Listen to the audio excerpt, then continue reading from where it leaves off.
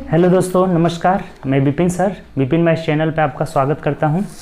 आइए हम लोग इस वीडियो में जो न्यूमेरिकल का क्वेश्चन कर रहे हैं, जो 2150 क्वेश्चन प्लेटफॉर्म वॉल्यूम 1 न्यूमेरिकल का क्वेश्चन है, उसी को हम लोग आगे की तरफ बढ़ाएंगे। ठीक, जिसमें हम लोग ऑलरेडी 45 नंबर क्वेश्चन तक का सॉल्यूशन कर चुके हैं, जिसका 2 वीडियो डला हुआ है। अगर नहीं देखे हैं तो प्लेलिस्ट भी इसका बना हुआ है, प्लेलिस्ट में जाकर देखिए। प्लेटफॉर्म 2150 न्यूमेरिकल क्वेश्चन से प्लेलिस्ट बना हुआ है। ठीक, तो प्लेलिस्ट देखिए और प्लेलिस्ट में 2 वीडियो डला हुआ है। उसको ज़्यादा से ज़्यादा दोस्तों में शेयर भी करना है। ज़्यादा से ज़्यादा दोस्तों में आप लोग शेयर करिए, ताकि और भी जितने भी आपके ज़रूरतमंद दोस्त हैं वो हमसे जुड़े और ज़्यादा से ज़्यादा वीडियो देखकर लाभ उठाए। ठीक, ये आपका समझिए कि एग्ज़ाम के लिए जो है बोनस होगा आपका। ठीक, न्यूमेरिकल का क्वेश्चन 2 से 3 क्वेश्चन हर सेट में पूछा हुआ है, तो ये आपके लिए बहुत ज़रूरी है किसी भी एग्जाम के पर्पज से। जैसे आपका एनटीपीसी का हो गया, फिर आपका ग्रुप डी का हो गया, जेईई का हो गया, सब में क्वेश्चन पूछा हुआ है। तो चलिए आइए देखिए क्वेश्चन शुरू करते हैं। और अगर आप चैनल पर न्यू होंगे तो चैनल सब्सक्राइब कर लीजिएगा, बेल आइकन प्रेस कर लीजिएगा, जिससे जो भी न्यू वीडियो डलेगा उसका नोटिफिकेशन आपको मिलता रहेगा। फर्स्ट क्वेश्चन आइए, आज का 46 नंबर क्वेश्चन होगा। ठीक, मतलब आज के वीडियो का फर्स्ट क्वेश्चन क्या कह रहा है कि स्थितिज ऊर्जा किसके बराबर होता है। देखिए 2 प्रकार का ऊर्जा हम लोग पढ़े थे। ठीक, काइनेटिक एनर्जी, काइनेटिक एनर्जी जो होता है गतिज ऊर्जा हाफ mv²। ठीक, गतिज ऊर्जा हाफ mv² हो जाता है। और एक होता है potential energy PE, potential energy बराबर mgh। ठीक, ये 2 प्रकार का ऊर्जा होता है, दोनों को ध्यान में रखिएगा। ये हो गया स्थिति काइनेटिक एनर्जी। गतिज ऊर्जा क्या होता है, हाफ mv² होता है, और पोटेंशियल एनर्जी स्थितिज ऊर्जा mgh होता है। ठीक, तो हमसे यही पूछा हुआ था कि पोटेंशियल एनर्जी क्या होता है, स्थितिज ऊर्जा क्या होता है, तो mgh ऑप्शन नंबर सी हो जाएगा आपका आंसर। क्लियर, कोई दिक्कत। चलिए नेक्स्ट क्वेश्चन की तरफ बढ़ते हैं। आसान क्वेश्चन था, फॉर्मूला ही पूछ दिया था। ठीक,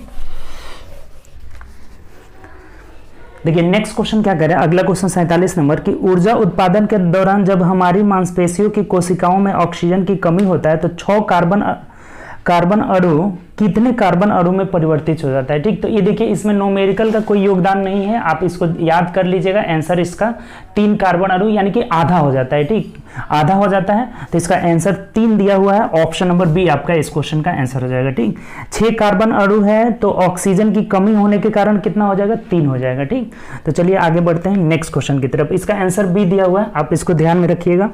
अगला क्वेश्चन न्यूमेरिकल से क्या कह रहे हैं, 48 नंबर क्या बोला। इसमें कोई थ्योरी से भी क्वेश्चन डाल दिया है। ठीक, थ्योरी से भी क्वेश्चन डाल दिया है, तो उसका आप आंसर याद रखिएगा, उसका आप पढ़ लीजिएगा थ्योरी क्या होता है। ठीक, नेक्स्ट क्वेश्चन की तरफ बढ़ते हैं। अगला क्वेश्चन देखिए, 10 न्यूटन तथा 5 न्यूटन के 2 बल एक वस्तु पर एक ही दिशा में लगाया जाता है। अब देखिए अगर एक दिशा में 2 बल लगाए जाते हैं ना, तो F = F1 + F2 हो जाएगा। ठीक, सेम डायरेक्शन रहेगा, एक ही दिशा में रहेगा, तो दोनों बल क्या हो जाएगा, जुड़ जाएगा यहाँ से। ठीक, तो F टोटल इक्विवेलेंट F कितना हो जाएगा, तो 10 न्यूटन का एक बल लगा रहे हैं और एक 5 न्यूटन का लगा रहे हैं। ठीक, तो 10 और 5 कितना हो जाएगा, 15 न्यूटन का बल हो जाएगा। ठीक, तो देख लीजिए किस ऑप्शन में दिया हुआ है, ऑप्शन नंबर डी में दिया हुआ है, यही हम लोग का आंसर हो जाएगा। बहुत सिंपल क्वेश्चन है, जब 2 बल हम एक ही दिशा में काम करता है तो दोनों जुड़ जाएगा, 10 5 15 न्यूटन हो जाएगा। नेक्स्ट क्वेश्चन आइए, इसका ऑप्शन डी आंसर हो जाएगा। ठीक, अगले क्वेश्चन की ओर बढ़ते हैं। ठीक, 49 नंबर देखिए क्या कह रहा है। 49 नंबर बोला है कि त्वरण की बीमा क्या होती है। त्वरण के बारे में देखिए। अब त्वरण का आपको मात्रक याद होगा ना, तो मात्रक से बीमा बहुत आसानी से निकाल सकते हैं। एक्सीलरेशन का मात्रक क्या होता है, त्वरण का मात्रक आप बहुत बार देखे होंगे, त्वरण का मात्रक मीटर/सेकंड² होता है। ठीक, देखिए इससे मात्रक से आप बीमा बहुत आसानी से निकाल लेंगे। मीटर/सेकंड² है ना, मीटर/सेकंड²। अब देखिए यहाँ से क्या होता है ना, हम लोग द्रव्यमान के लिए, देखिए थोड़ा सा एक बात सीख जाइए, द्रव्यमान के लिए बीमा जब भी निकालते हैं ना, द्रव्यमान के लिए हम लोग m लिखते हैं, बड़ा वाला m लिखते हैं। ठीक, और द्रव्यमान हो गया, लंबाई के लिए हम लोग क्या लिखते हैं, लंबाई के लिए L लिखते हैं। ठीक, और समय के लिए T लिखते हैं। ठीक, ये बात आपको पता होना चाहिए, समय के लिए हम लोग क्या लिखते हैं, T लिखते हैं, कैपिटल T, सब कैपिटल में लिखा जाता है। ठीक, तो इसमें देखिए, तो इसमें द्रव्यमान का यूज हुआ है, त्वरण में द्रव्यमान का यूज नहीं होता है। m मतलब मीटर किसका मात्रक है, तो लंबाई का मात्रक है, यानी यहाँ L का यूज हुआ है, और L का पावर कितना है, तो 1 है, यानी कि L के पावर यहाँ पे 1 लिख देंगे। ठीक, मीटर में यहाँ स्क्वायर नहीं है, 1 है पावर, तो L का पावर हम 1 दे देंगे। ठीक, अब ये देखिए बटा, अच्छा यहाँ पे द्रव्यमान का यूज नहीं हुआ है तो आप चाहें तो यहाँ जो द्रव्यमान का मात्रक केजी होता है ना, इसके लिए बड़ा एम लिखते हैं तो m पावर 0 कर सकते हैं, m पावर 0। और बट्टा में क्या है नीचे, तो देखिए ये समय है ना, समय सेकेंड, तो समय को हम t से डिनोटेड करते हैं और t के पावर कितना है 2 है। जब इसको ऊपर लेकर जाएंगे ना तो ये क्या बन जाएगा, l पावर 1 m पावर 0 और t पावर -2 हो जाएगा, यही इसका बीमा हो जाएगा। यही हम लोग का आंसर हो जाएगा। ठीक, कितने ऑप्शन में दिया हुआ है, तो ऑप्शन नंबर ए में दिया हुआ है, आंसर हो जाएगा। बात आप समझ गए होंगे। L1 m0 t -2 हो जाएगा। इसको कैसे पढ़ेंगे, L1 m0 t -2। फिर से एक बार समझ लीजिए, त्वरण का मात्रक क्या होता है, मीटर पर सेकंड स्क्वायर। ठीक, और हम लोग द्रव्यमान के लिए m लिखते हैं, लंबाई के लिए एक कैपिटल L लिखते हैं, समय के लिए t लिखते हैं, बीमा का जब भी हम लोग यूज करेंगे। ठीक, तो यहाँ से m क्या है, लंबाई का है, तो L का पावर 1 लिख देंगे, m यहाँ 1 है तो ठीक। और यहाँ kg का यूज नहीं हुआ, द्रव्यमान का यूज नहीं हुआ है तो m के पावर 0 कर लेंगे। ठीक, m पर 0 कर लेंगे। और बट्टा यहाँ पे समय देखिए, समय नीचे है तो t पर 2 हो जाएगा। ठीक, t 2 हो जाएगा। अब इसको जब ऊपर लेकर जाएंगे तो क्या हो जाएगा, L1 m0 t -2 इसका बीमा हो जाएगा। ठीक, ऑप्शन नंबर ए में दिया हुआ। तो ये अगर मात्रक याद है ना तो किसी का भी आप बीमा आराम से आसानी से निकाल सकते हैं। क्लियर, कोई दिक्कत। चलिए नेक्स्ट क्वेश्चन की तरफ बढ़ते हैं। अगला क्वेश्चन 50 नंबर क्या कह रहा है, एक घर में एक महीने के दौरान 150 यूनिट की ऊर्जा का प्रयोग किया जाता है, तो जूल में इसको चेंज करना है। देखिए कल भी बताए थे आपको कि एक किलो वाट आवर को ही एक यूनिट बोलते हैं। 1 किलो वाट आवर को ही हम लोग एक यूनिट बोलते हैं, एक यूनिट। और इसको जब चेंज किए थे जूल में तो क्या आया था, 3.6 गुणे 10 पर पावर 6 जूल होता है। ये आपको बहुत बार चेंज करके हम बता दिए हैं कि किलो के एक की जगह एक लिखेंगे, किलो के जगह 1000 लिखेंगे, वाट के जगह जूल बटा सेकेंड लिखेंगे और इसको सेकेंड में चेंज कर लेंगे 60 गुणे 60 करके। तो ये आ जाएगा कितना, 3.6 गुणे 10 पर पावर 6 जूल होता है। ठीक, 1 किलोवाट आवर या फिर एक यूनिट का वैल्यू जूल में कितना होता है, 3.6 गुणे 10 पर पावर 6 जूल होता है। तो हमें पूछा है ना कि अगर हम 150 यूनिट को चेंज करेंगे, यहाँ से 150 यूनिट को जब हम चेंज करेंगे, 150 यूनिट जूल में कितना होगा, तो 150 में हम 3.6 गुणे 10 पर पावर 6 से गुणा कर लेंगे। ये चीज कर लेंगे ना, आराम से आ जाएगा। ठीक, तो करिए देखिए कितना आ जा रहा है। ये इसमें हम गुणा करेंगे तो ये 0 हो जाएगा ना, 0 और 15 छके 90, 0 9 हो जाएगा। 15 तिया 45 और 9 कितना हो जाएगा, 9 5 14, यानी 45 9 54 हो जाएगा। ठीक, और इस दशमलव से ना एक 0 हम हटा देते हैं यहाँ से। ठीक, ये 540 गुणे 10 पर पावर 6 जूल हो जाएगा। अब देखिए ये ऑप्शन में 10 के पावर 8 पे ही ज्यादा सब में दिया हुआ है, 10 के पावर 8। तो 10 के पावर 8 जब बनाएंगे तो ये 5.4 into 10 to the power 8 joule हो जाएगा। ठीक, ये चीज क्लियर हुआ। 5.4 into 10 to the power 8 joule हो जाएगा। तो देख लीजिए किस ऑप्शन में दिया हुआ है, ऑप्शन नंबर डी में दिया हुआ है। देखिए फिर से एक बार समझ लीजिए इसको कैसे होगा। इसको देखिए हम इसको 8 में पावर 8 में बनाने के लिए क्या करेंगे, इसको 5.4 और गुणे 100 लिख सकते हैं ना, गुणे 100 लिख सकते हैं, क्योंकि जब हम 5.4 में 100 से गुणा करेंगे तो क्या मिल जाएगा, 540 मिल जाएगा। क्लियर। अब इसको गुणे 10 पर पावर 6 जूल है। अब ये 10 के पावर 2 हो जाएगा और यहाँ 10 के पावर 6 है, तो ये दोनों मिलकर क्या हो जाएगा, 10 के पावर 8 हो जाएगा। तो इसको हम ऐसे लिख देते हैं, हम 5.4 into 10 to the power 8 joule के बराबर हो जाएगा। बात क्लियर हो गया होगा, कोई दिक्कत नहीं होगा। ठीक, सिंपल क्वेश्चन था। एक यूनिट बराबर 3.6 गुणे 10 पर पावर 6 जूल होता है। तो हमें पूछा था 150 यूनिट, तो 150 यूनिट को हम क्या करेंगे, 3.6 गुणे 10 पर पावर 6 से गुणा कर लेंगे। तो फाइनली कितना आंसर आ जा रहा है, 5.4 into 10 to the power 8 joule हो जा रहा है, जो कि ऑप्शन नंबर किस में दिया है, तो ऑप्शन नंबर यहाँ से डी में दिया हुआ है। क्लियर, कोई दिक्कत। चलिए नेक्स्ट क्वेश्चन की तरफ बढ़ते हैं। अगला क्वेश्चन 51 नंबर देखिए क्या कर रहे हैं।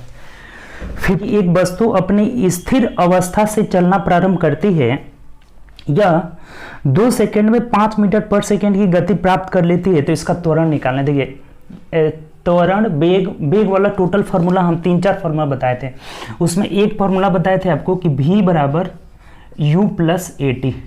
v बराबर क्या होता है, u प्लस ए टी। जब हमें प्रारंभिक वेग, बाद वाला वेग, कितने समय में दिया है, ये सब चीज दिया रहे तो इसका यूज करके हम लोग आराम से निकाल लेंगे। ठीक, यहाँ से देखिए क्या क्या दिया है हम आपको बता देते हैं। स्थिर अवस्था, जब भी कोई वस्तु कोई स्थिर अवस्था से चलना शुरू करे वहां उसका प्रारंभिक वेग यू क्या हो जाता है, 0 मीटर पर सेकेंड हो जाता है, कल भी आया था बताए थे।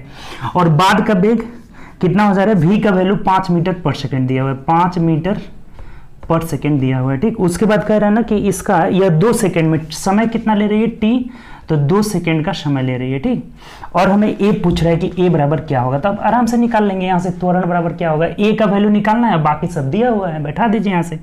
v का वैल्यू कितना है, देखिए 5 मीटर पर सेकेंड है, 5 बराबर u 0 है, क्योंकि प्रारंभिक से स्टार्ट किए। जब भी स्थिर अवस्था से चलेंगे तो u का वैल्यू क्या हो जाएगा, 0 हो जाएगा। प्लस अब a देखिए, a निकालना है हमें, समय कितना लग रहा है, 2, तब ये देखिए 2a = 5 हो गया, तो a का मान कितना हो जाएगा, 5/2, इसका मतलब 2.5 मीटर पर सेकेंड स्क्वायर होता है। त्वरण का मात्रक क्या होता है, मीटर पर सेकेंड स्क्वायर। तो देख लीजिए किसमें है, ऑप्शन 2.5, 2.5 मीटर पर सेकेंड स्क्वायर हो जाएगा, जो कि ऑप्शन नंबर देखिए, ऑप्शन नंबर सी में दिया हुआ है। बात क्लियर हुआ है, यहाँ से ऑप्शन, यहाँ से हम लोग का सी आंसर हो जाएगा। समझे कि नहीं, फिर से एक बार समझ लीजिए। v का वैल्यू यहाँ से बाद वाला वेग 5 मीटर पर सेकेंड हो जा रहा है, 2 सेकेंड बाद, टाइम 2 सेकेंड दिया था। u जब भी स्थिर अवस्था से चलेंगे 0 मान लेंगे, तो v बराबर u + at करके निकाले, 5 + 0 + 2a हो जा रहा है, 2a बराबर 5 हो गया, तो a का वैल्यू कितना हो जाएगा, 2.5 मीटर पर सेकेंड स्क्वायर, जो कि ऑप्शन नंबर किस में दिया है, यहाँ से सी में दिया हुआ है। ठीक, चलिए नेक्स्ट क्वेश्चन की तरफ बढ़ते हैं। ठीक, 52 नंबर क्वेश्चन क्या कह रहे हैं, 52 बोला है कि एक 10 kg की वस्तु 5 मीटर पर सेकेंड की गति से गतिशील है, तो वस्तु की गतिज ऊर्जा निकालना। अभी आपको पहला क्वेश्चन था गतिज ऊर्जा, काइनेटिक एनर्जी इक्वल टू क्या होता है, ½ mv²। ठीक, 1/2 गुणे द्रव्यमान गुणे वेग का होल स्क्वायर हो जाता है। अब देख लीजिए, रख लीजिए, सब कुछ दिया हुआ है। 1/2 इसका द्रव्यमान देखिए कितना दिया हुआ है, द्रव्यमान यहाँ से 10 kg दिया है ना, तो 10 गुणे वेग कितना दिया हुआ है, देखिए तो वेग जो है v का वैल्यू दिया हुआ है 5 मीटर पर सेकेंड ना, वेग का वैल्यू 5 मीटर पर सेकेंड, तो स्क्वायर करेंगे तो 5 × 5 = 25 हो जाएगा। अब देखिए 2 से कटा देते हैं, 2 × 5 = 10, यानी 25 × 5 = 125 जूल हो जाएगा। कार्य का ये काइनेटिक एनर्जी का मात्रक क्या होता है, जूल होता है, तो 125 जूल हो जाएगा। क्लियर, कोई दिक्कत, सिंपल क्वेश्चन था।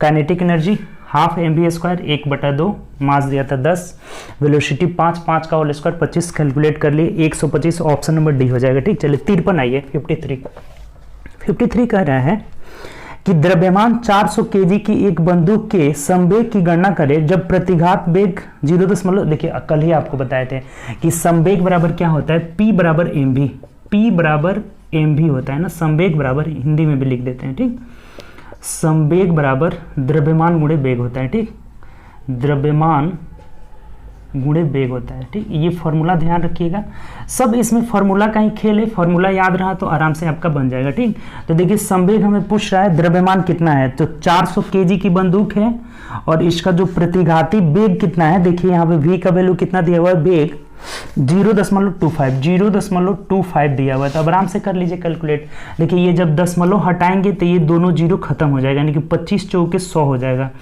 100।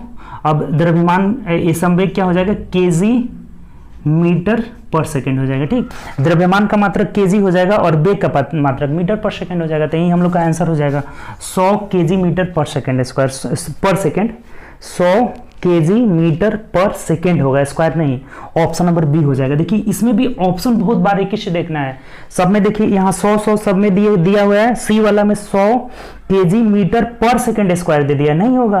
क्यों नहीं होगा, क्योंकि हमें जो वेग का मात्रक मीटर पर सेकेंड केवल होता है, त्वरण का ना मीटर पर सेकेंड स्क्वायर होता है, तो यहाँ से ये 400 कट गया, 25 × 4 = 100, द्रव्यमान का मात्रक kg और वेग का मात्रक क्या होता है, मीटर पर सेकेंड होता है, तो 100 kg मीटर पर सेकेंड हो जाएगा, जो कि ऑप्शन से मिला लेते हैं, तो ऑप्शन नंबर यहाँ बी में दिया हुआ। क्लियर, कोई डाउट नहीं। चलिए आगे बढ़ते हैं नेक्स्ट क्वेश्चन की तरफ।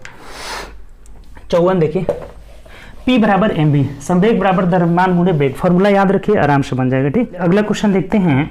नेक्स्ट क्वेश्चन जो है 54 नंबर क्या कह रहे हैं कि 6V प्रतिरोध वाले एक स्रोत में 0.5 एम्पीयर की धारा प्रभावित होती है, तो स्रोत द्वारा प्रतिरोध को आपूर्ति की गई पावर P = कल ही बताए थे हम लोग कि VI होता है, P = VI, कल इससे हम लोग क्वेश्चन भी किए थे। तो देखिए V कितना है, यहाँ से कितना वोल्टेज है, तो 6 भी 6 और गुणे धारा कितनी प्रभावित हो रही है, तो प्रभावित हो रही है 0.5 एम्पियर। दोनों गुणा कर लीजिए, सिंपल। 6 × 5 = 30 हो जाएगा, यानी 0 कट जाएगा, 3 वाट हो जाएगा। पावर है, शक्ति है, तो शक्ति का मात्रक क्या हो जाएगा, शक्ति बराबर वोल्टेज गुणे धारा। कितना वोल्टेज का धारा से गुणा कर दीजिए, यानी कि 6 वोल्टेज और धारा कितना है 0.5 एम्पियर, दोनों को गुणा किए 3 वाट जो हो जाएगा, इसका शक्ति हो जाएगा 3 वाट। ऑप्शन नंबर डी हो जाएगा। ठीक, आसान क्वेश्चन है, ये फॉर्मूला ध्यान रखना होगा। ठीक, चलिए आगे बढ़ते हैं नेक्स्ट क्वेश्चन की तरफ। अगला क्वेश्चन क्या कर रहा है, 55 नंबर आइए। 55 बोला है कि 3 समान प्रतिरोध जिनका मान 6 ओम का है, एक दूसरे से समांतर क्रम में जुड़े होते हैं, तो इस संयोजन का तुल्य इक्विवेलेंट प्रतिरोध। देखिए यहां से 2 बात आप ध्यान रखिएगा। अगर समांतर श्रेणी में जुड़े हो तब क्या होता है, समांतर सीरीज होता है, एक समांतर रहता है और एक श्रेणी जुड़ा रहा है, सीरीज में जुड़ा रहा है, श्रेणी में और समानांतर में। तो समानांतर में जब जुड़े रहते हैं तो 1/R इक्विवेलेंट बट्टा होता है 1/R1 plus 1/R2 plus 1/R3, जितना भी रहे डैश रहता है। ठीक, और जब श्रेणी में जुड़े रहे तब क्या होता है, R equivalent is equal to R1 plus R2 plus R3 हो जाता है, R3 डैश हो जाएगा। ठीक, ये दोनों बातें ध्यान रखना होगा। जब समानांतर क्रम में जुड़े रहे तो 1/R1 1/R2 1/R3 हो जाता है, श्रेणी क्रम में जुड़े रहे तो R1 plus R2 plus R3। बहुत सिंपल है, दोनों बातें ध्यान रखना होगा। तो यहाँ बोला है हमें ना कि 6 ओम के प्रतिरोध हैं और ये समानांतर क्रम में जुड़े हैं, यानी पहला वाला बात कर रहे हैं। तो यहाँ से R इक्विवेलेंट 1/R इक्विवेलेंट कितना हो जाएगा, तो 1/6 प्लस 1/6 प्लस 1/6, 3 गो प्रतिरोध है। तो एलसीएम कितना हो जाएगा 6 और 1 + 1, ये 1 + 1 + 1 यानी कितना हो जाएगा 3/6, इसका मतलब हो जाएगा 1/2।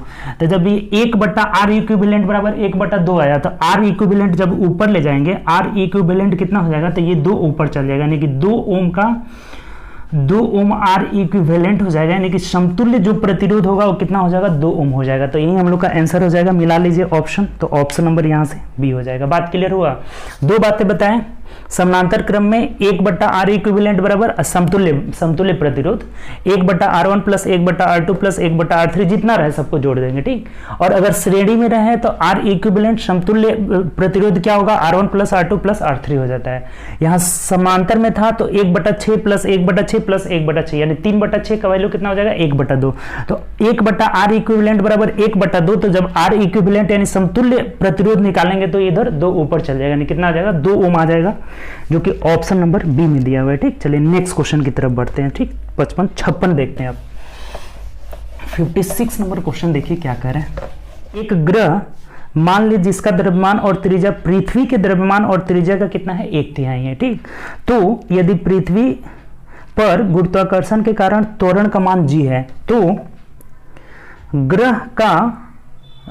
ग्रह पर इसका मान क्या होगा। देखिए g बराबर क्या होता है, पृथ्वी पर g इक्वल टू क्या होता है, कैपिटल G m/r² होता है। ठीक, ये फॉर्मूला आपको बताए थे। ठीक, ये g जो होता है गुरुत्वाकर्षण नियतांक होता है और m जो होता है पृथ्वी का द्रव्यमान होता है और r जो होता है पृथ्वी की त्रिज्या होती है। यहाँ से हम आपको क्वेश्चन इस पे बहुत किए थे हम लोग, लेकिन यहाँ बोला है ना कि जो ग्रह का मास है ना वो पृथ्वी का जो m' कर लेते हैं, ग्रह के लिए हम क्या देते हैं m', तो m' बराबर कितना है 1/3m है। ठीक, पृथ्वी का 1/3 है और त्रिज्या भी क्या है ना r' भी क्या है 1/3r है। ठीक, अब आराम से यहाँ रख लेंगे, सिंपल आपका क्वेश्चन आ जाएगा। तो उस ग्रह पर गुरुत्वाकर्षण अगर g' मान लेते हैं तो g' क्या होगा, देखिए कितना हो जाएगा, ये तो g ही रहेगा और m की जगह हम क्या लिखेंगे 1/3m लिखेंगे, 1/3m लिखेंगे और बट्टा, अब देखिए r² की जगह हम क्या लिखेंगे तो 1/3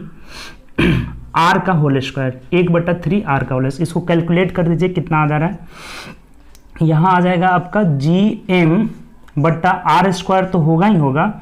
अब इसको देख लेते क्या आ जा रहा है, ये 1/3 आ जा रहा है, 1/3 और गुणे ये 1/9 होगा, तो जब इसको उल्टेंगे तो क्या हो जाएगा, 9/1 हो जाएगा। ठीक, तो 3 तरीके 9 हो जा रहा है, और इसको तो हम लोग जी ही नहीं लिखेंगे, ये जी ही लिखेंगे, यानी कितना हो जा रहा है 3g जो हो जा रहा है, इसका वैल्यू हो जा रहा है, कितना हो जा रहा है 3g।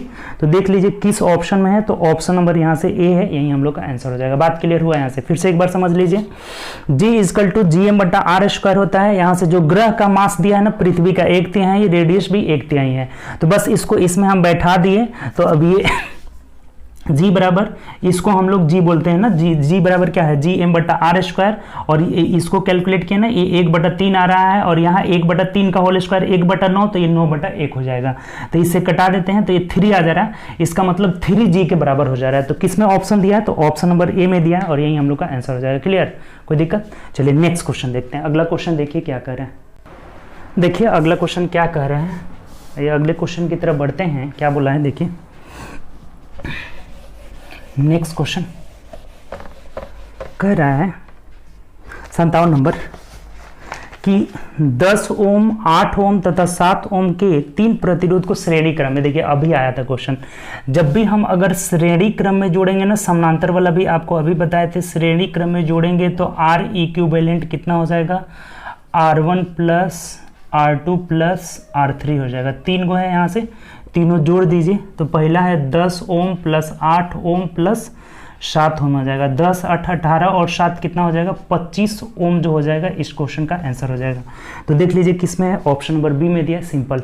अगर श्रेणी क्रम में रहता तो 1/R1 1/R2 1 + 1/R3 होता है, समानांतर में रहे तो सिंपल श्रेणी में रहे तो R1 + R2 + R3 हो जाता है, और जब समानांतर में रहे तो 1/R1 1/R2 + 1/R3 हो जाता है। ठीक, अभी देखे थे हम लोग, चलिए 58 है ये। अब देखिए एक चीज़ है ना, आपका क्वेश्चन अब रिपीट कर रहा है बहुत ज़्यादा, आप सिंपल बनाइएगा, आराम से बन जाएगा। 350 न्यूटन का एक बल 50 kg के एक द्रव्यमान पर लगाया जाता है, तो इस स्थिति में उत्पन्न त्वरण पूछ रहा है। अब देखिए द्रव्यमान क्या क्या दिया हुआ है यहाँ से कि बल दिया हुआ है और द्रव्यमान दिया हुआ है, तो आपको कल न्यूटन के रूल से बल का फॉर्मूला क्या मिला था, A = ma मिला था, यानी कि बल बराबर द्रव्यमान गुणे त्वरण हो जाता है, बल बराबर द्रव्यमान गुणे त्वरण।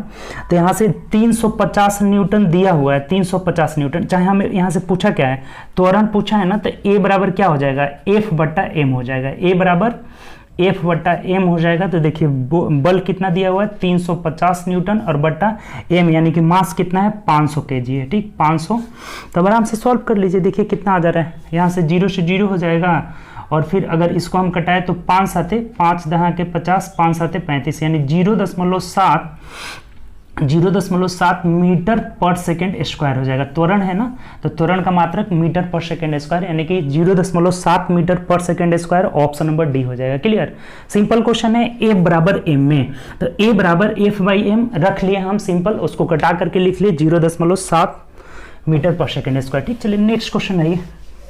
अगला क्या बोला है, पोटेंशियल एनर्जी बराबर क्या होता है, अभी देखे थे कि पोटेंशियल एनर्जी बराबर P = mgh होता है, और काइनेटिक एनर्जी KE = कितना हो जाता है, 1/2 mv²। ये तो बहुत बार पूछा हुआ है दोनों फॉर्मूला। ठीक, तो यहाँ से mgh हो जाएगा पहला वाला, ऑप्शन नंबर जो है सी आपका आंसर हो जाएगा। ठीक, चलिए नेक्स्ट क्वेश्चन की ओर बढ़ते हैं।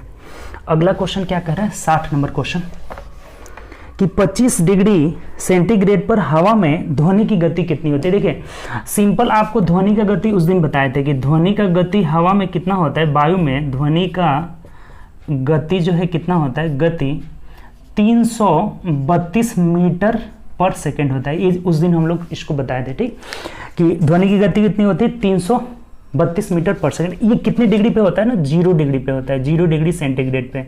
ये बात उस दिन बताए थे कि आपको कि 332 मीटर/सेकंड होता है, लेकिन ये कितना डिग्री पे, 0 डिग्री के। अब कह रहा है ना कि 25 डिग्री पे कितना होगा, 25 डिग्री सी पे ध्वनि का गति कितना होगा। देखिए एक बात आप ध्यान रखिएगा कि ध्वनि का गति जो है 1 डिग्री सेंटीग्रेड पे लगभग में ना 0.61 लगभग में 0.61 मीटर/सेकंड जो है वृद्धि हो जाता है। कितना, 0.61 मीटर पर सेकेंड की वृद्धि होती है 1 डिग्री सेंटीग्रेड बढ़ाने पे। अगर तापमान 1 डिग्री सेंटीग्रेड बढ़ेगा तो वेग कितना बढ़ेगा ध्वनि का, तो 0.61 बढ़ेगा। तो अगर 25 बढ़ा है तो कितना होगा, देखिए तो 25 में हम क्या कर लेते हैं 0.61 से गुणा कर लेते हैं, तो यहाँ 61 ये पॉइंट हटा देंगे ना तो 0 हो जाएगा। 25 चौके 100 हो जा रहा है, यानी 4 से भाग देते हैं तो कितना आ जा रहा है 15 चौके 60, 15.2 15 चौके 60 हो जाएगा, 5 दूना 4 दूना 8 4 5 20 2 5 आ जा रहा है, यानी कि इसमें ये बढ़ जाएगा। ऐड करेंगे ना तो लगभग में कितना आ जाएगा 347.25 मीटर पर सेकेंड हो जाएगा। लगभग में ये आता है। अब इसके आसपास भी कोई होगा ना तो उसको ऑप्शन में बना लेंगे। देखिए तो ये लगभग में आ जाएगा 347.25 हो जाएगा। 347.25 ऑप्शन ही नहीं दिया है, इसका मतलब इसके लगभग में आसपास में कौन सा दिया है 346 दिया हुआ ना, 346 मीटर पर सेकेंड, यही हम लोग का आंसर हो जाएगा। 346 मीटर पर सेकेंड लगभग में बना लेंगे इसको, ठीक, जो कि ऑप्शन नंबर किस में दिया है, ऑप्शन नंबर बी में दिया हुआ है। बात क्लियर। ये बात ध्यान रखना होगा कि 1 डिग्री सेंटीग्रेड बढ़ाने पे 0.61 मीटर पर सेकेंड लगभग वृद्धि होता है। तो अगर 25 डिग्री बढ़ाया है तो 25 में इससे गुणा कर लिए, यानी कि 12.25 लगभग बढ़ जाएगा। तो इसमें जोड़े तो कितना आ जा रहा है 347.25 नहीं दिया हुआ है, इसके आसपास में 346 मीटर पर सेकेंड दिया है, तो यही आंसर कर लेंगे।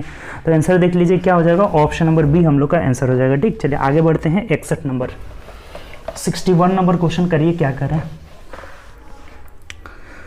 520 ग्राम पानी में 45 ग्राम नमक को मिलाया जाता है तो विलयन तैयार किया जाता है, तो द्रव्यमान की देखिए सांद्रता जब भी निकालना हो ना, देखिए आपको बता देते हैं, किसी भी विलयन का अगर हमें सांद्रता निकालना हो ना, सांद्रता, तो कितना हम नमक मिला है 45 ग्राम, ठीक, और नीचे टोटल रहना चाहिए। नीचे क्या रहता है टोटल, तो टोटल कितना हो जाएगा, देखिए 520 पहले था और इसमें हम कितना मिला है 45, तो ये कितना हो जाएगा 5 4 2 6, यानी कि 565 हो जाएगा। तो ये नीचे 565 हो जाएगा, और ये प्रतिशत में हमेशा निकलता है। सांद्रता हमेशा किस में निकलता है, परसेंटेज में, तो इस 100 से इसे हमें गुणा करना होगा। ठीक, यही हो जाएगा। पहले कितना मिलाए हैं हम नमक 45, टोटल कितना हो जा रहा है नीचे, तो जोड़ लेंगे 565 और गुणे 100 हो जाएगा। अब इसको कैलकुलेट कर लीजिए, देखिए 5 9 45 हो जाएगा, और यहाँ करेंगे तो 5 एकम 5, 5 से 13 5 65, अब नहीं कट रहा है ना, यानी 109 में आपको 900 में ना 900 में हमें क्या करना होगा 113 से भाग दे देना होगा। ठीक, तो 11 8 88 8 मर्थ में चला जाएगा। देखिए तो लगभग 8 मर्थ में जा रहा है क्या, यहाँ से 8 3 24, 8 एकम 8, 8 एकम 8 चल तो जा रहा है जी। 8 से इसको कटाएंगे तो कितना हो जाएगा, 8 से ले गए तो 8 3 24 4 2, 8 एकम 8 1 10, नहीं जा रहा है 8 मर्थ में, 7 वाला हो जाएगा। ठीक, यहाँ 7 पॉइंट समथिंग वाला देख लीजिए कौन सा ऑप्शन है, 7 पॉइंट वाला एक ऑप्शन ही है। 7 पॉइंट वाला एक ही ऑप्शन दिया है, 7.96% जो हो जाएगा हम लोग का आंसर हो जाएगा। ठीक, कितना हो जाएगा 7.96% हो जाएगा, यही हम लोग का आंसर हो जाएगा। बात क्लियर हुआ। कभी भी सांद्रता निकालना हो तो कितना नमक मिला है 45, टोटल कितना हो जा रहा है, दोनों को जोड़ लिए यहाँ से तो 565 और गुणे 100, हमेशा सांद्रता किस में निकलेगा, प्रतिशत में निकलेगा। क्लियर, आगे बढ़े, चलिए आगे बढ़ते हैं नेक्स्ट क्वेश्चन की तरफ। 61 हो गया ना, 62 देखिए क्या कह रहा है।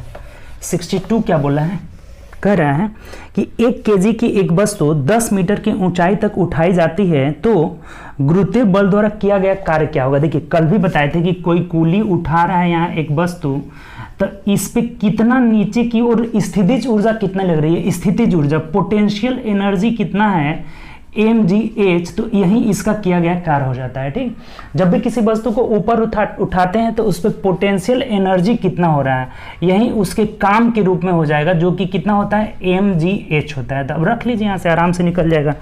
देखिए m कितना है, यहाँ से कितना केजी की वस्तु है 62 नंबर, 1 केजी की वस्तु है, जी का मान यहाँ दिया हुआ है ना, कोष्टक में दिया हुआ है 9.8 मानना है, और कितने ऊंचाई तक उठा रहा है, तो देखिए तो 10 मीटर ऊंचा उठा रहा है, 10 मीटर, तो ये गुणा करेंगे तो कितना हो जाएगा 98 जूल का कार्य हो जाएगा। कितना हो जाएगा 98 जूल का कार्य हो जाएगा, तो यही हम लोग का आंसर हो जाएगा, जो कि देख लीजिए किसमें है ऑप्शन। अब एक बात थोड़ा सा और ध्यान रखना है, देखिए एक चीज ध्यान रखना है, कभी भी अब अगर हम साइन की अगर बात आ जाए तो अगर नीचे से ऊपर उठाते हैं ना तो यहाँ से जी निगेटिव में लिया जाता है। जी किस में लिया जाता है? निगेटिव से। और जब ऊपर से किसी वस्तु को गिराते हैं ना तो जी पॉजिटिव माना जाता है। तो यहाँ से जी का वैल्यू निगेटिव हो जाएगा, यानी -9.8 लेंगे तो यहाँ -98 जूल का काम होगा।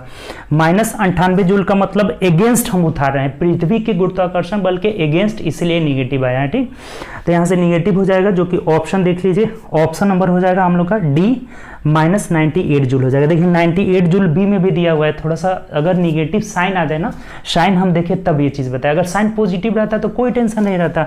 अगर साइन निगेटिव आ रहा है और पृथ्वी के गुरुत्वाकर्षण बल के एगेंस्ट आप काम कर रहे हैं तो आपका ऊर्जा किस में हो जाएगा, कार्य जो हो जाएगा वो किस में हो जाएगा? निगेटिव में हो जाएगा। ठीक, तो यहाँ से -98 जूल हो जाएगा, जो कि ऑप्शन नंबर देख लीजिए। यहाँ बस ध्यान रखना है कि नीचे से ऊपर ले जाएंगे तो जी का मान निगेटिव हो जाएगा, ऊपर से नीचे जी का मान पॉजिटिव हो जाएगा। क्लियर?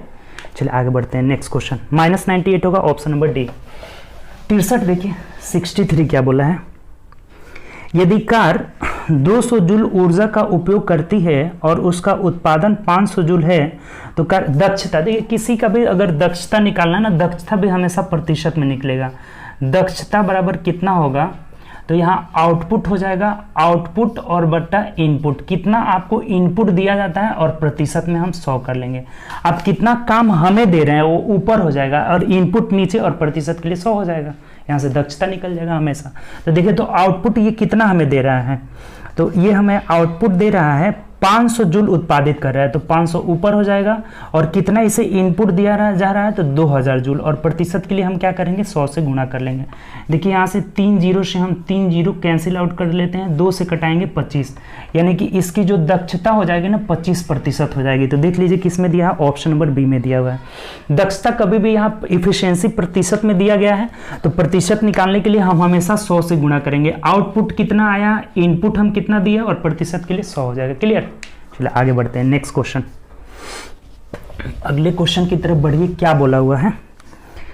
देखिए नेक्स्ट क्वेश्चन बोला है कि निम्नलिखित में से कौन सी गुरुत्वीय स्थिरांक जी का यूनिट क्या होता है? जी, देखिए जी का वैल्यू क्या होता है? जी जो बड़ा वाला जी अभी यूज किए थे ना, जी का वैल्यू क्या होता है?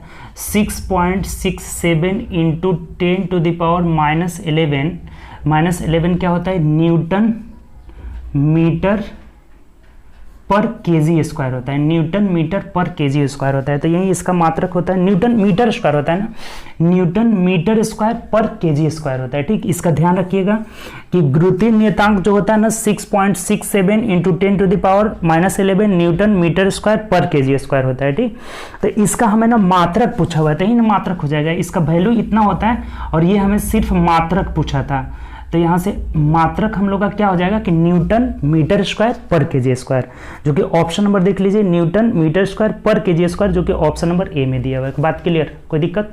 सिंपल क्वेश्चन था ये। तो जी का वैल्यू हम लोग कुछ दिन पहले आया ही था कि 6.67 into 10 to the power -11 newton metre square पर केजी स्क्वायर, तो इसका मात्रक क्या हो जाता है? न्यूटन मीटर स्क्वायर पर केजी स्क्वायर। ठीक, ऑप्शन नंबर ए में दिया हुआ है। आगे बढ़ते हैं, नेक्स्ट क्वेश्चन की तरफ देखते हैं। 65 नंबर 65 पढ़िए क्या कर रहे हैं?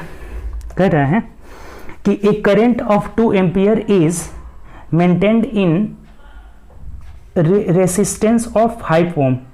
The amount of charge that flows through the resistance in, यहाँ हमें और ये हमें बोल रहा है ना कि कितने कूलम का आवेश उस पे है, ये पूछ रहा है कितने कूलम का आवेश है, ये हमें पूछ रहा है। धारा दिया हुआ है और यहाँ से समय भी दिया हुआ है कि 1 मिनट तक ये। अच्छा एक चीज देखिए कि कल ही हम लोग पढ़े थे कि Q इजकल टू क्या होता है? IT हो जाता है। आवेश इजकल टू, आवेश हमें यहाँ से पूछ रहा है, आवेश इजकल टू धारा गुणे समय हो जाता है। धारा गुणे समय, कितना धारा प्रभावित हो रहा है कितने देर के लिए, तो ये गुणा कर लेंगे तो यहाँ से हमें क्या निकल जाएगा? आवेश निकल जाएगा। देखिए यहाँ हमें आवेश ही पूछ रहा है और ये जो I इजकल टू दिया है ना, I इजकल टू 2 एम्पियर दिया हुआ है। समय कितना दिया हुआ है कि 1 मिनट तक ना, 1 मिनट यानी कि 60 सेकेंड, ये कितना हो जाएगा? सेकेंड में हमेशा रहता है यहाँ पे टाइम, तो ये 60 सेकेंड हो जाएगा। और ये जो रेसिस्टेंस दिया है ना R 5 ओम दिया है ना, इसका यहाँ कोई यूज नहीं है। ठीक, यहाँ इसका कोई यूज नहीं है। हम लोग का Q इजकल टू क्या होता है? IT होता है। Q इजकल टू IT, तब मान रख दीजिए, आराम से बन जाएगा। Q इजकल टू कितना हो जाएगा? धारा कितना है? 2 और गुणे 60 सेकेंड तक बह रहा है, तो 60 दूना 120 कूलम्ब का आवेश उस पर चार्ज होगा। ठीक, कितने कूलम्ब का आवेश होगा? 120, जो कि ऑप्शन नंबर मिला लेते हैं तो ऑप्शन नंबर बी में दिया हुआ। क्लियर, कोई दिक्कत? ये चीज हमें जो दिया था ना 5 ओम का रेसिस्टेंस, वो उसका इसमें यूज नहीं है। ठीक, सिंपल यहां से हो जाएगा कि Q इक्वल टू IT होता है, आवेश बराबर क्या होता है? धारा गुणे समय हो जाता है। तो आराम से हम लोग 2 एम्पियर का धारा है, 60 सेकेंड तक यानी 1 मिनट तक जा रहा है, तो 120 हो जाएगा। ठीक, चलिए आगे बढ़ते हैं नेक्स्ट क्वेश्चन की तरफ। अगला जो है ना क्वेश्चन हम लोग का 66 नंबर क्या बोला है? 66 कह रहा है कि 220 वोल्टेज आउटपुट वाले जनरेटर को 1100 वाट की पावर वाली मोटर से जोड़ दिया जाता है, तो धारा क्या होगा? अब देखिए, अभी आया था कि P इक्वल टू क्या होता है? P इक्वल टू VI होता है। P इक्वल टू VI होता है, पावर इक्वल टू क्या होता है? वोल्टेज गुणे धारा। तब यहां से हमें धारा का मान पूछ रहा है, तो P बाई क्या हो जाएगा? V हो जाएगा। तो देखिए पावर भी दिया हुआ है, यहाँ से कितना वाट जनरेटर दिया हुआ है, देखिए यहाँ से पावर हम लोग का दे रखा है 1100 वाट, और बट्टा भी कितना दिया है? Voltage 220 voltage. अब सिंपल है, 0 से 0 कट गया, और 11 कम 11, 11 दूना 22, 2 5 10 हो जाएगा, यानी कि 5 एम्पियर का धारा प्रवाहित होगा। कितना? तो 5 एम्पियर का धारा प्रवाहित होगा। तो देख लीजिए किस ऑप्शन में है, ऑप्शन नंबर ए में दिया हुआ है। बात clear? P equal to VI बहुत बार आ चुका है, ऐसा देखिए कितना रिपीट कर रहा है फॉर्मूला। इसीलिए कह रहे थे कि फॉर्मूला का आप कॉपी बनाइए और उसको रिवाइज करिए, आराम से बन जाएगा। ठीक, P equal to VI, I equal to क्या हो जाएगा? P बाई V हो जाएगा। यहाँ पे P दिया हुआ था पावर जनरेटर का, जो दिया था 1100 वाट का, और यहाँ वोल्टेज कितना दे रहे हैं? 220 वोल्टेज, भाग दे दिए कितना रहा? 5 एम्पियर का धारा। ठीक, चलिए आगे बढ़ते हैं। नेक्स्ट क्वेश्चन जो है 67 नंबर क्या कर रहा है? 67 बोला है कि द्रव्यमान 10 kg का एक ब्लॉक समान रूप से अपनी प्रारंभिक अवस्था में 20 सेकेंड में 2 मीटर पर सेकेंड की गति बढ़ा लेता है, तो 0 से 20 सेकेंड के अंतराल में विकसित औसत ऊर्जा पूछ रहा है कि औसत ऊर्जा क्या होगा। देखिए पहले यहाँ से क्या दिया है, ऊर्जा हमें ये निकालना होगा। यहाँ से क्या क्या दिया हुआ है? M दिया हुआ है 20 kg दिया हुआ है। M कितना दे रखा है? द्रव्यमान 10 kg दिया है ना, द्रव्यमान 10 kg दिया हुआ है। ठीक, उसके बाद हमें कह रहा है कि ब्लॉक रूप से अपनी प्रारंभिक अवस्था, टाइम दे दिया है ना, टाइम, और ये V दे दिया है, इसका V कितना दे रखा है? 2 मीटर पर सेकेंड है, और टाइम भी दे रहा है कितना? 20 सेकेंड में। ठीक, 20 सेकेंड में ये काम कर रहा है। तो 0 से 20 सेकेंड के अंतराल में वे औसत ऊर्जा कर रहे हैं ना, ऊर्जा। अच्छा, ऊर्जा निकालना है, औसत ऊर्जा। तो देखिए यहाँ से हमें औसत ऊर्जा निकालना है, तो ये बेग बढ़ रहा है ना यहाँ पे, जैसे कि इसका स्पीड बढ़ रहा है, 0 से 20 सेकंड में स्पीड बढ़ रहा है, तो कौन सा ऊर्जा हम लोग यहाँ से निकालेंगे? पोटेंशियल एनर्जी या फिर काइनेटिक एनर्जी? गतिज ऊर्जा निकालेंगे ना। तो गतिज ऊर्जा का फॉर्मूला आप लोग क्या पढ़े थे कि 1/2 mv², और औसत की बात किया है ना, तो T से इसे भाग दे देना होगा, समय से हमें क्या करना होगा? भाग दे देना होगा। बात क्लियर हुआ? यहाँ हम लोग गतिज ऊर्जा क्यों निकाल रहे हैं? क्योंकि इसकी अवस्था जो है 0 से 20 सेकेंड चेंज हो रही है, वृद्धि हो रही है और गति में आ रही है, इसीलिए क्या लेना होगा? यहाँ पे गतिज ऊर्जा लेना होगा। और औसत निकालना है ना, औसत ऊर्जा यहाँ पे लिख देते हैं हम एक बार, औसत ऊर्जा निकालना है। तो औसत ऊर्जा निकालना है, तो ऊर्जा के लिए तो हम लोग तो 1/2 mv² कर लिए गतिज ऊर्जा, अब समय से भाग दे देंगे तो एवरेज में निकल जाएगा। अब देखिए क्या हो जाएगा, यहाँ से 1/2, मास कितना है यहाँ से 10 kg, और गुणे बेग कितना है 2 दूनी के 4 हो जाएगा, और बट्टा टी यानी कि समय कितना है 20 हो जाएगा। तो देखिए, तो 2 से इसको कटा देंगे, 2 दूनी के 4, और ये 2 से 2 20 से 20 खत्म हो जाएगा, ना कि 1 आ जा रहा है। ठीक, यहाँ से 1 क्या हो जाएगा? यहाँ से जूल हो जाएगा, औसत जो ऊर्जा हो जाएगा 1 जूल हो जाएगा। तो देख लीजिए किस ऑप्शन में दिया है, यहाँ से ऑप्शन नंबर 1 वाट बटा जूल होगा ना जी, शक्ति है ना, 1 जूल हो जाना चाहिए, 1 जूल बटा सेकेंड होगा। देखिए यहाँ से ये तो हम लोग का क्या है, कार्य है, तो कार्य जूल में हो जाएगा, 1 जूल बटा सेकेंड होगा। इसका ना जो मात्रक दिया है ना, वो थोड़ा सा एरर लग रहा है, वाट बटा सेकेंड नहीं होगा, ये जो ऊर्जा जूल के रूप में ना हो जाएगा, 1 जूल बटा सेकेंड हो जाएगा। ठीक, यही हम लोग का आंसर हो जाएगा। तो देख लीजिए किस ऑप्शन में दिया है, ऑप्शन नंबर बी होगा, लेकिन आप यहाँ सुधार लीजिएगा कि जूल बटा सेकेंड हो जाएगा। ठीक, क्या हो जाएगा? जूल बटा सेकेंड हो जाएगा। चलिए नेक्स्ट क्वेश्चन पढ़ते हैं। ये क्वेश्चन समझ गए होंगे आप। काइनेटिक एनर्जी, गतिज ऊर्जा 1/2 mv² बटा t से भाग दें औसत निकालने के लिए। अब यहाँ से जूल का ऊर्जा का मात्रक जूल हो जाएगा, समय सेकेंड में है तो जूल बटा सेकेंड हो जाएगा। ऑप्शन नंबर बी तो होगा, लेकिन W के जगह J कर लीजिएगा। ठीक, चलिए आगे बढ़ते हैं। नेक्स्ट क्वेश्चन क्या कह रहा है, 68, 450 न्यूटन भार वाली लकड़ी का द्रव्यमान क्या होगा। ठीक, द्रव्यमान देखिए, द्रव्यमान, अच्छा ये क्या पढ़े थे आपकी, F बराबर ma होता है। ठीक, तो जब हम लोग गुरुत्वाकर्षण के सापेक्ष करेंगे ना तो ये न्यूटन में हो जाएगा ना, यानी कि W भार बराबर क्या होगा, m और ये g हो जाता है। भार इक्वल टू क्या होता है, mg, यानी कि द्रव्यमान गुणे ग्रेविटी हो जाएगा। तब ये हमें निकालना है ना कि द्रव्यमान, न्यूटन क्या निकालना है हमें, देखिए तो कि 450 न्यूटन भार वाली लकड़ी का द्रव्यमान है निकालना है, यानी कि m बराबर क्या हो जाएगा, W वेट बटा ग्रेविटी हो जाएगा। तो देखिए वेट कितना दिया है इसका भार दिया है 450 न्यूटन और बटा जी का मान कितना लेना है, यहाँ जी का वैल्यू नहीं दिया है, यहाँ पे जी का वैल्यू हमें लेना है 9.8 मीटर पर सेकेंड है, उसको लिख लीजिएगा। ठीक, ब्रैकेट में लिख लेना है कि जी का वैल्यू 9.8 मीटर पर सेकेंड स्क्वायर लेना है। ठीक, अब देखिए कटा दीजिए, यहाँ से ये जीरो हटाएंगे तो कितना हो जाएगा, यहाँ जीरो चला जाएगा, पॉइंट हटाएंगे तो, यानी कि 450 था ना, तो इसको भाग देकर अब देख लीजिए 14 से कट जाएगा ना, कटेगा नहीं, भाग ही देना होगा ना, 7 × 35, इसको भाग देकर हमें देख लेना होगा 4500 में कितना से 98 से। ठीक, तो 9 × 25 45 ज़्यादा हो जा रहा है ना, 9 × 4 = 36, यानी कि 45.9 kg आ जाएगा। इसको भाग देकर देख लीजिएगा कितना आ जाएगा, 45.9 kg हो जाएगा, जो कि ऑप्शन नंबर किस में दिया हुआ है, ए में दिया हुआ है। ठीक, तो बहुत सिंपल है, वेट इक्वल टू मास गुणे ग्रेविटी हो जाएगा। और यहाँ से हमें मास निकालना है तो m बराबर W/g, और भार कितना दिया था 450, g का मान यहाँ से 9.8 लेना है, तो यहाँ से 45.9 kg हो जाएगा, 45.9 kg, यानी ऑप्शन नंबर देख लीजिए तो ऑप्शन नंबर ए हो जाएगा। ठीक, इसको भाग देकर आप देख लीजिएगा, आसानी से आ जाएगा। ठीक, चलिए आगे बढ़ते हैं नेक्स्ट क्वेश्चन की तरफ। 70 नंबर देखिए, नहीं 69 नंबर,